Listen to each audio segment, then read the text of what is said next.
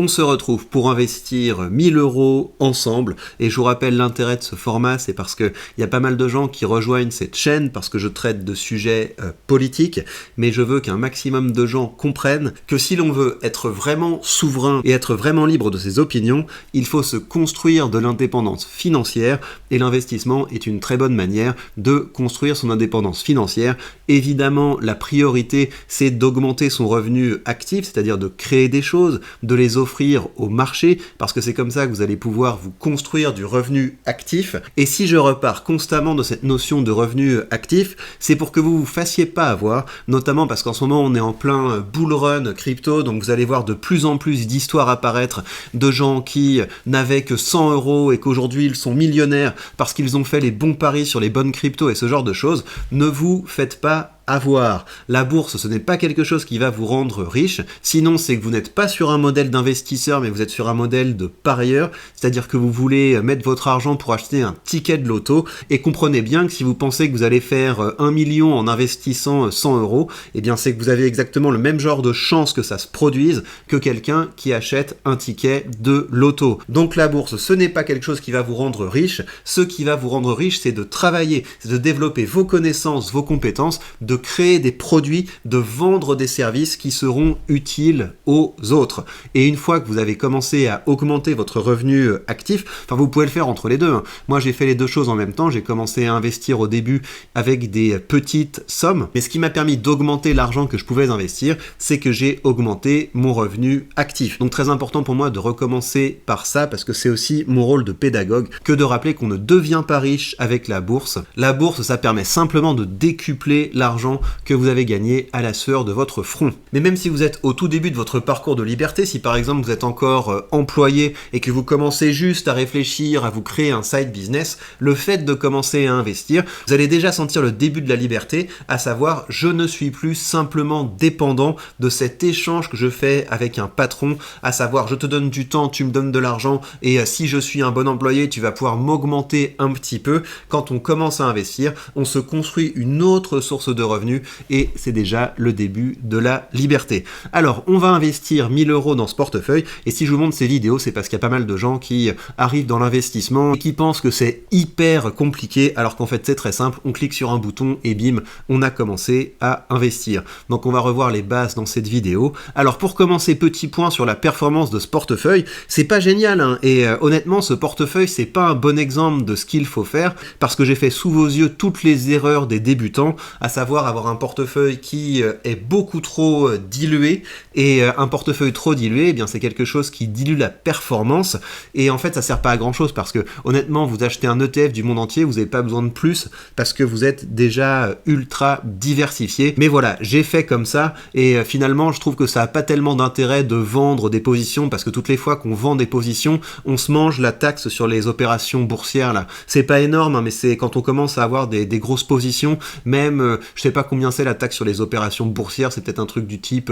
0,15, mais quand on commence à avoir des grosses positions, je trouve que c'est désagréable, et donc ce que je vais faire, c'est que je vais renforcer les ETF dans lesquels j'ai le plus confiance. Donc quelle est la performance de ce portefeuille? Là vous voyez la plus-value cumulée, et pour connaître la performance de ce portefeuille, vous partez de la valeur totale du portefeuille, vous soustrayez la plus-value que vous avez réalisée, et ça vous donne une idée de combien le capital de départ vous a rapporté, et en l'occurrence, mon capital s'est apprécié de quelque chose comme 46%, et ça fait une performance annualisée d'à peu près 8,6 et c'est nul. Honnêtement, c'est complètement nul de faire du 8,6% d'appréciation du capital par an. Ça bat l'inflation, mais il n'y a pas de quoi être fier et je me rends compte, enfin pour s'en rendre compte, c'est assez simple. Regardez la performance de Microsoft. Microsoft a fait près de 100% et surtout si je compare avec mon portefeuille de stock picking, 45% c'est ce que j'ai fait en un an. Mon portefeuille de stock picking martyrise le Nasdaq et je documente la construction de ce portefeuille sur la page Patreon. Et donc ce que je vais faire à partir de maintenant dans ce portefeuille, c'est que je vais essayer d'investir plus sagement. Ça veut pas dire qu'il faut faire du stock picking, ça se trouve le portefeuille de stock picking va au bout d'un moment se casser la figure, c'est même très probable, mais l'idée c'est au lieu de se disperser, investir simplement dans les meilleurs ETF. Alors pour prendre mes décisions d'investissement sur les ETF, j'ai créé un petit document que vous pouvez consulter sur la page Patreon et je reprends dans ce document la performance de l'ETF depuis 5 ans, donc ça veut dire l'appréciation l'appréciation du capital, je prends également l'augmentation du dividende depuis 5 ans, et je prends également l'augmentation annuelle du dividende. On peut s'attendre chaque année à ce que notre dividende augmente de combien. Pourquoi pour moi c'est un critère important? Parce que la manière dont je conçois ce portefeuille, c'est une manière de me dégager un flux continu de revenus passifs, et j'ai pas envie de jouer à je vais vendre des parties de mon portefeuille pour pouvoir récolter de l'argent. Moi je veux garder ce portefeuille tout au long de ma vie, je veux qu'ensuite mes enfants puissent en bénéficier, je veux construire de la richesse générationnelle, donc je vais pas jouer à couper la tête de la poule aux œufs d'or, et c'est pour ça que j'investis dans des ETF qui distribuent, et non seulement qui distribuent un dividende, mais qui distribuent un dividende croissant. Comme ça, le jour où j'arrêterai d'investir autant dans ce portefeuille, eh bien j'aurai un salaire qui continuera de grandir grâce aux augmentations de dividendes. Et par ailleurs, c'est assez intéressant parce que quand vous êtes sur un courtier comme DeGiro, vous pouvez hypothéquer vos actions. C'est pour ça que vous avez un chiffre en négatif ici. C'est parce qu'il y a 2-3 mois, j'ai emprunté 20 000 balles pour pouvoir faire des rénovations immobilières, et je rembourse tranquillement ces 20 000 balles. Mais l'objectif, c'est au bout d'un moment d'avoir un portefeuille qui vous permet d'emprunter une grosse somme d'argent. Donc là, vous voyez que je peux encore emprunter quelque chose comme 71 000 euros. Ça vous donne une grande flexibilité de pouvoir emprunter, et ça pèse pas sur votre salaire parce que vous devez pas rembourser mensuellement à une banque, etc. Là, tout ce qu'il faut, c'est rester solvable. Donc par exemple, si vous empruntez à fond et que les marchés se cassent la figure, votre portefeuille est liquidé. Donc c'est le risque quand on utilise cette stratégie. Mais quand on emprunte une partie de ce qu'on peut augmenter et qu'on a un flux continu de revenus qui vient avec les dividendes, eh bien ça permet de rembourser tranquillement le capital. Alors aujourd'hui, dans quoi je vais investir? Eh bien pour moi, l'ETF le plus intéressant, c'est celui-là, hein. C'est l'ETF HSBC MSCI World pour cette stratégie, hein, parce que sinon le meilleur ETF, c'est probablement l'ETF du SP500, voire l'ETF du Nasdaq, mais l'ETF du Nasdaq, même s'il a de bonnes performances, en général les ETF du Nasdaq, ils ont des frais un petit peu plus élevés, et les frais, vous savez, c'est un écart entre la performance réelle de l'actif et la performance que vous recevez. Ce sont des écarts qui sont minimes, mais entre 0,3, et je crois que le Nasdaq c'est un frais de 0,3 par an, donc un écart de performance de 0,3 par an entre le Nasdaq et l'ETF que vous avez. Le SP500, on est sur 0,07, donc là pour le coup c'est tout à fait $1, et sur cet ETF là on est à 0,15, et c'est très intéressant pour un ETF du monde entier d'avoir des frais aussi faibles que ça, donc c'est pas mal du tout. Ce qui est intéressant aussi avec cet ETF du monde entier, c'est que vous avez à la fois une belle appréciation du capital depuis 5 ans, mais vous avez aussi un dividende qui augmente fortement, parce qu'un dividende qui augmente de plus de 10% par an, c'est quand même pas mal du tout. Mais cette fois, je vais m'autoriser à prendre un petit risque, et donc encore une fois, hein, faites pas comme moi, ça se trouve je suis en train de faire n'importe quoi, c'est juste que je documente ce que je fais, je vous explique pourquoi je fais les choses, et ensuite vous êtes souverain. Vous prenez vos décisions d'investissement en fonction de votre situation, donc ça veut dire que ça ne sert à rien dans les commentaires de me demander oui, est-ce que tu ferais ça si tu étais dans telle situation? Je n'en sais rien, je ne suis pas dans votre situation, et je m'occupe avant tout de ma situation, et par ailleurs ça ne sert à rien non plus dans les commentaires de me dire oui, je pense que tu n'investis pas de la bonne manière. Bah investissez comme vous voulez, moi en tout cas je fais comme ça. Donc ce que je vais faire cette fois, c'est que je vais renforcer ma position dans l'Eurostock 50, donc je suis évidemment très bearish sur l'Europe, mais vu que c'est un portefeuille que je construis sur le très long terme, je me dis que c'est pas absolument impossible qu'un jour l'Europe cesse de devenir communiste. De toute façon elle n'aura pas le choix, hein. De toute façon au bout d'un moment un système communiste ça s'effondre